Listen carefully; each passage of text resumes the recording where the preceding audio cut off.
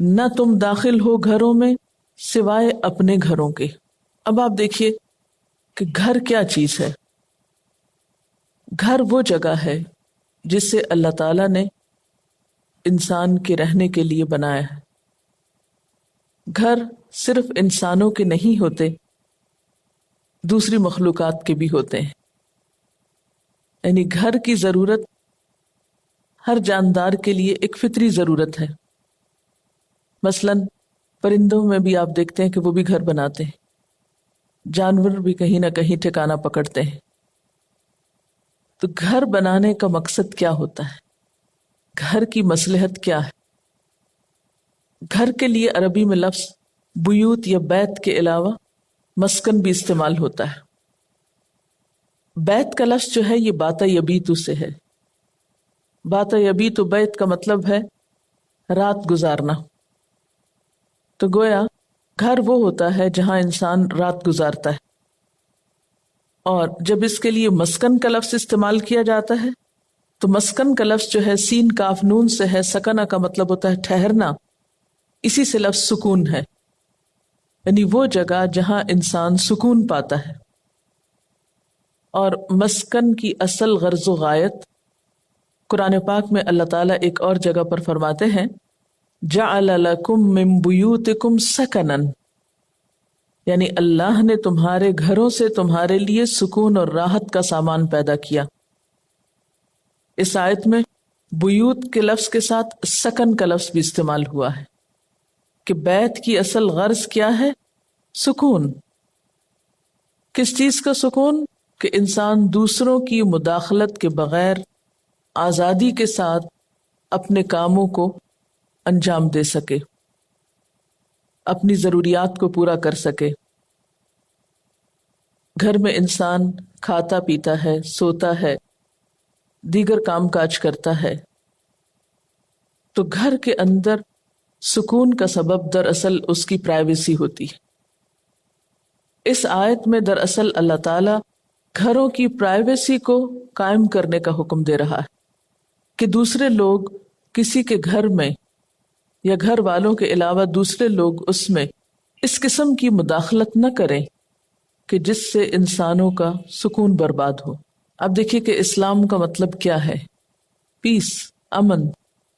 یہ امن صرف ملک کی سطح پر نہیں، صرف کسی شہر یا محلے کی سطح پر نہیں، یہ سکون انسان کے گھر میں بھی اور انسان کے دل میں بھی۔ اسلام ایسے قوانین اور ایسے طریقے زندگی بتاتا ہے کہ جس سے انسان کی اپنی زندگی میں بھی سکون آئے، اس کے گھر میں بھی سکون ہو، اس کے شہر میں بھی، اس کے ملک میں بھی، اور پھر پوری دنیا میں۔ اسی لیے ہم دیکھتے ہیں کہ کسی دوسرے کو ناحق تکلیف دینا حرام ہے۔ مسلمان کی تعریف ہی یہ کی گئی کہ المسلم من سلم المسلمون من لسانہ و یدہ، مسلمان وہ ہے جس کے ہاتھ اور زبان سے دوسرے مسلمان محفوظ رہیں۔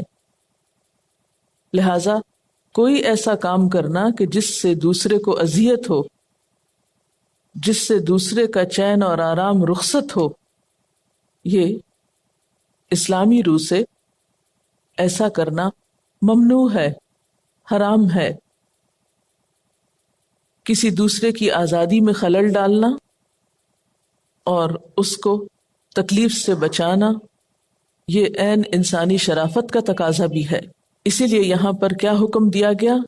لا تدخلوا بیوتا غیر بیوتکم، اپنے گھروں کے سوا دوسرے گھروں میں مت داخل ہو، حتی تستأنسوا، یہاں تک کہ انہیں مانوس کر لو، یعنی ان سے اجازت لے لو اور انہیں سلام کر لو، جیسا کہ آیت کے اگلے حصے میں آ رہا ہے۔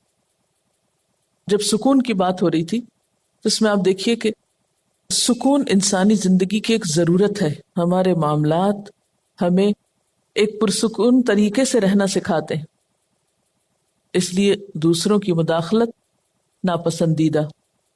مداخلت صرف اسی صورت میں ہو سکتی ہے جبکہ اس سے پہلے اجازت لی گئی ہو۔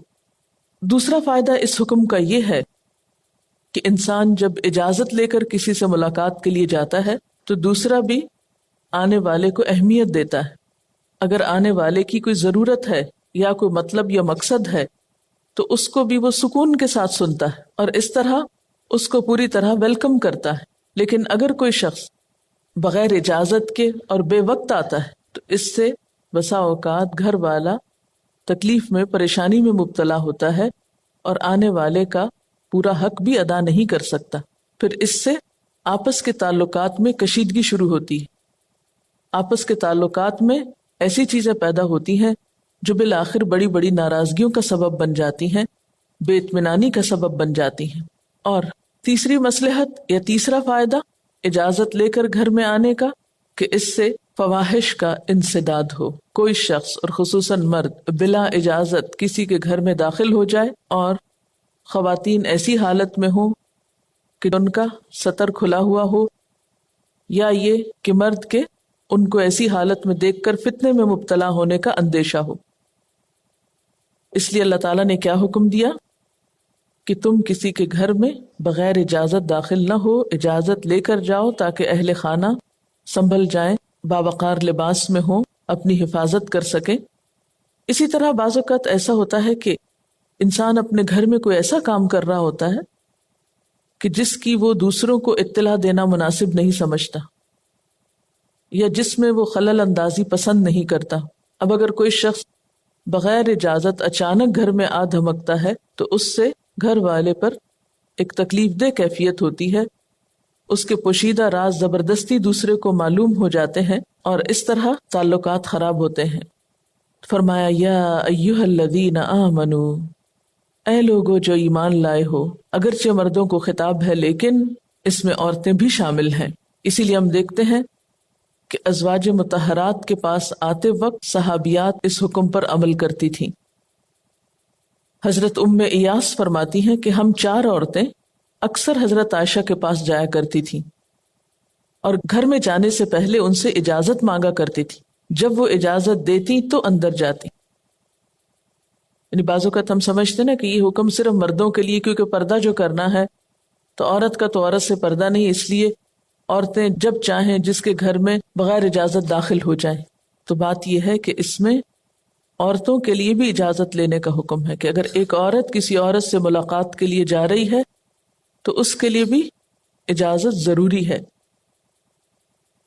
پھر اسی طرح یہ ہے کہ یہ حکم محرم لوگوں کے لیے بھی ہے اور نامحرم لوگوں کے لیے بھی ہے. یعنی غیر محرم کے لیے تو عام طور پر سمجھا جاتا ہے کہ وہ اجازت لے کر آئیں، لیکن محرم رشتہ داروں کے بارے میں عموماً یہ سمجھا جاتا ہے کہ ان کو اجازت کی ضرورت نہیں. مثلاً بھائی یا بیٹا کوئی بھی جب چاہے گھر میں آ جائے. تو اس بارے میں روایت میں آتا ہے کہ ایک شخص نے رسول اللہ صلی اللہ علیہ وسلم سے پوچھا کہ کیا میں اپنی والدہ کے پاس جانے کے لیے بھی استئذان کروں؟ آپ نے فرمایا ہاں استئذان کرو، یعنی اجازت مانگو. اس شخص نے کہا یا رسول اللہ میں تو اپنی والدہ ہی کے ساتھ گھر میں رہتا ہوں، یعنی وہی میرا گھر بھی ہے. آپ نے فرمایا پھر بھی اجازت لیے بغیر گھر میں نہ جاؤ. اس نے پھر عرض کیا یا رسول اللہ صلی اللہ علیہ وسلم میں تو ہر وقت ان کی خدمت میں رہتا ہوں. آپ نے فرمایا پھر بھی اجازت لیے بغیر گھر میں نہ جاؤ. کیا تمہیں یہ بات پسند ہے کہ اپنی والدہ کو ننگی دیکھو؟ اس نے کہا کہ نہیں. فرمایا اسی لیے استئذان کرنا چاہیے کیونکہ یہ احتمال ہے کہ وہ گھر میں کسی ضرورت سے ستر کھولے ہوئے ہوں. یعنی جب بچے جوان ہو چکے ہوں تو اس صورت میں کیا حکم ہے کہ وہ ماں کے گھر میں بھی داخل ہوتے وقت اجازت لیں. اور گھر کے اندر رہتے ہوئے بھی جس کا ذکر آگے آئے گا سورۃ نور میں ہی کہ یا ایھا الذین آمنوا لیستأذنکم الذین ملکت ایمانکم والذین لم یبلغوا الحلم منکم 3 مرات، کہ گھر کے اندر رہتے ہوئے بھی نابالغ بچے بھی 3 اوقات میں بیڈ رومز میں، یعنی ماں باپ کے بیڈ روم میں اجازت لیے بغیر نہ جائیں. اس کی تفصیل آگے آئے گی. اور اسی طرح بالغ لوگ یا بالغ مرد ماں کے گھر میں بھی جاتے ہوئے اجازت کے بغیر داخل نہ ہوں، کیونکہ ہو سکتا ہے کہ وہ کسی ایسی کنڈیشن میں ہو کہ بیٹے کے سامنے بھی اس حالت میں آنا درست نہ ہو. پھر یہاں پر آپ دیکھ رہے ہیں کہ لفظ آتا ہے غیر بیوتکم، سوائے اپنے گھروں کے. تو اس سے کیا پتہ چلتا ہے کہ بیوتکم پھر کون سے ہیں؟ وہ گھر ہیں جس میں انسان خود تنہا رہتا ہو، والدین یا بہن بھائی اس میں نہ ہو، یعنی بالکل آپ اکیلے ہوں اس میں. تو اس گھر میں آپ کو اندر داخل ہوتے وقت اجازت کی ضرورت نہیں، آپ اپنا لاک کھولیں اور اندر چلے جائیں. لیکن اگر ماں بھی رہتی ہے اندر تو اندر جانے سے پہلے اجازت لینی ہوگی. اسی طرح اگر ایک کپل کسی گھر میں رہتا ہے، یعنی شوہر بیوی ہیں، تو اگرچہ اس صورت میں باقاعدہ اجازت لینے کی ضرورت تو نہیں، لیکن پھر بھی اطلاع دینا ضروری ہے. یعنی اپنی آمد کی خبر دینا کسی بھی طرح، مثلا دروازہ ناک کر کے یا پاؤں کی آہٹ سے یا کوئی بھی مخصوص جو سائن ہو سکتا ہے اس سے. حضرت عبداللہ بن مسعود کی زوجہ محترمہ فرماتی ہیں کہ عبداللہ جب کبھی باہر سے گھر آتے تو دروازے میں کھنکار کر پہلے اپنے آنے سے باخبر کرتے تاکہ وہ ہمیں کسی ایسی حالت میں نہ دیکھیں جو ان کو پسند نہ ہو. کیونکہ بعض اوقات عورت ایسے حلیے میں ہو سکتی ہے کہ جو شوہر ایک دم دیکھے تو اس کو ناگوار لگے. تو اس میں بیوی کے لیے بھی اگرچہ اجازت لینا فرض نہیں، لیکن پھر بھی اخلاقی تقاضا یہ ہے کہ اطلاع دے کر گھر میں داخل ہو یا داخل ہونے سے پہلے ان کو مانوس کرو. یعنی یہ نہیں کہ انسان کا اپنا گھر ہو، اچانک دروازہ کھولے اور اندر آ جائے اور دوسرا شخص خوف زدہ ہو جائے. کیونکہ بالکل اچانک آنے میں کیا ہوتا ہے، بعض اوقات دوسرا شخص ڈر جاتا ہے. اور ہم لوگوں نے سرپرائز دینا دنیا کا سب سے بڑا کام سمجھ رکھا ہے. جب تک پتہ نہ چل جائے کہ تمہارا آنا صاحب خانہ کو ناگوار نہیں اور وہ پسند کرتا ہے کہ تم اس کے گھر میں داخل ہو، یعنی گویا اس کی رضامندی لینا بھی یا رضامندی معلوم کرنا بھی ضروری ہے. وَتُسَلِّمُوا عَلَىٰ أَهْلِهَا، اور تم سلام بھیجو اس کے رہنے والوں پر، یعنی گھر والوں پر.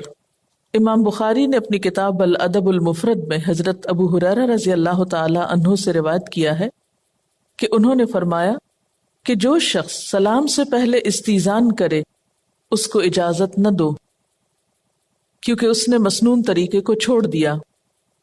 اور ابو داؤد کی حدیث میں ہے کہ بنی عامر کے ایک شخص نے رسول اللہ صلی اللہ علیہ وسلم سے اس طرح استیزان کیا کہ باہر سے کہا، اَأَلِجُ، کیا میں گھس جاؤں؟ آپ نے اپنے خادم سے فرمایا کہ یہ شخص استیزان کا طریقہ نہیں جانتا، باہر جا کر اس کو طریقہ سکھاؤ کہ یوں کہے، السلام علیکم ادخل، یعنی کیا میں داخل ہو سکتا ہوں. ابھی یہ خادم باہر نہیں گیا تھا کہ اس نے خود حضور صلی اللہ علیہ وسلم کے کلمات سن لیے اور اس طرح کہا، السلام علیکم ادخل، یعنی اس نے خادم کے سکھانے سے پہلے آپ ہی سے سیکھ لیا، تو آپ نے اندر آنے کی اجازت دے دی. اسی طرح ایک اور روایت میں آتا ہے کہ رسول اللہ صلی اللہ علیہ وسلم نے فرمایا، لا تأذنوا لمن لم يبدأ بالسلام، جو شخص پہلے سلام نہ کرے اس کو اندر آنے کی اجازت نہ دو. تو اس واقعے سے کیا پتہ چلتا ہے کہ آپ نے دو طرح کی اصلاح فرمائی. نمبر 1 کہ پہلے سلام کرنا چاہیے، اور دوسرے شائستہ الفاظ استعمال کرنے چاہیے. یعنی یہ کہنا چاہیے کہ میں داخل ہو سکتا ہوں، میں اندر آ سکتا ہوں، یہ کہنے کے بجائے کہ میں گھس سکتا ہوں. یعنی اس سے بھی پتہ چلتا ہے کہ آپ کتنا خوبصورت مزاج رکھتے تھے، کہ الفاظ کے چناؤ کا بھی دھیان رکھتے تھے. اب آپ دیکھیے کہ قرآن پاک کی آیت سے پتہ چلتا ہے کہ پہلے مانوس کرو پھر سلام بھیجو. تو پھر اس کا طریقہ کیا ہوگا؟ مانوس کرنے کا طریقہ یہ ہو سکتا ہے مثلا نوک کرے، بیل بجائے، یا کوئی الفاظ بولے. مثلا ہے کوئی اندر، جس سے اندر والا شخص باہر کھڑے شخص کی آواز سے پہچان جائے کہ کون ہے. یعنی مانوس کرنے کا مطلب کیا ہے؟ کہ اپنی شناخت ایسے انداز میں کرانا کہ جس سے گھر والے کو پتہ چل جائے کہ باہر کون ہے. اور جب دوسرا شخص یہ کہے کہ ہاں آ جائیے، تو اس وقت اندر آنے سے پہلے کیا کرے؟ السلام علیکم، پھر کوئی اور بات شروع کرے. کیونکہ ایک اور روایت میں آتا ہے کہ السلام قبل الکلام، سلام کب ہوگا؟ کلام سے پہلے. یعنی ایک تو مانوس کرنے کا وقت ہوگا جس کا کوئی بھی طریقہ ہو سکتا ہے، اور دوسرا پھر باقاعدہ سلام کرنے کا۔ اچھا، اب مانوس کرنے کے لیے بھی پہلے آپ سلام کر سکتے ہیں، اور وہ سلام کس چیز کا ہوگا؟ مثلا بعض گھر ایسے ہوتے ہیں نا کہ ان پہ کوئی دروازہ نہیں ہوتا، کوئی بیل نہیں ہوتی، کچھ بھی نہیں ہوتا۔ مثلا بعض کچی بستیوں میں گھر کیسے ہوتے ہیں، ان کے پاس دروازہ نام کی چیز نہیں ہوتی، صرف ٹاٹ یا بوری یا کوئی کرٹن وغیرہ ڈالا ہوتا ہے۔ تو ایسی صورت میں انسان کیا کر سکتا ہے؟ سلام کر کے یا کوئی لفظ بول کر یا کھنکھار کر یا کسی بھی طرح گھر والوں کو ایک طرح سے اطلاع دے، اور پھر اس کے بعد ادخل کہے، یعنی کیا میں داخل ہو جاؤں، کیا میں آ سکتا ہوں؟ پھر جب گھر والے کہیں کہ ہاں آئیے، پھر السلام علیکم بولے، اور اگر دروازہ موجود ہے تو نوک کر سکتا ہے، اگر بیل موجود ہے تو بیل بجا سکتا ہے۔ اس میں کوئی ایک خاص طریقہ نہیں بتایا گیا، ہر علاقے اور ہر موقع کا اپنا طریقہ ہو سکتا ہے۔ یہ بہت ہی بنیادی اخلاق اور آداب میں سے ہے جس سے ہمارا معاشرہ غافل ہو چکا ہے۔ یعنی یہ قرآن کا حکم ہے جس پر ہم عمل نہیں کرتے اور گناہگار ہوتے ہیں، اور اس پر عمل نہ کر کے ہمارے تعلقات خراب ہوتے ہیں، اور پھر وہ خرابیاں بعض اوقات بڑھ کر بڑے بڑے مسائل میں بدل جاتی ہیں۔ یہ جو تستأنسوا ہے یہ دو طرفہ ہوگا۔ باہر والا یہ معلوم کرے گا کہ اندر کون ہے، کوئی عورت بول رہی ہے یا کوئی مرد بول رہا ہے یا کوئی بچہ ہے یا کوئی آواز نہیں آ رہی، اور اندر والا یہ معلوم کرے گا کہ باہر کون ہے۔ رسول صلی اللہ علیہ وسلم فرمایا الحمدللہ، اللہ اکبر، سبحان اللہ بلند آواز سے کہنا، کھنکھارنا۔ یعنی اگر بیل نہیں ہے، دروازہ نہیں ہے کہ جس پہ نوک کریں، تو آپ کیا کر سکتے ہیں؟ سلام بھی کر سکتے ہیں، لیکن اس کے علاوہ اللہ اکبر، سبحان اللہ، یہ کوئی بھی اچھے لفظ بول سکتے ہیں آپ۔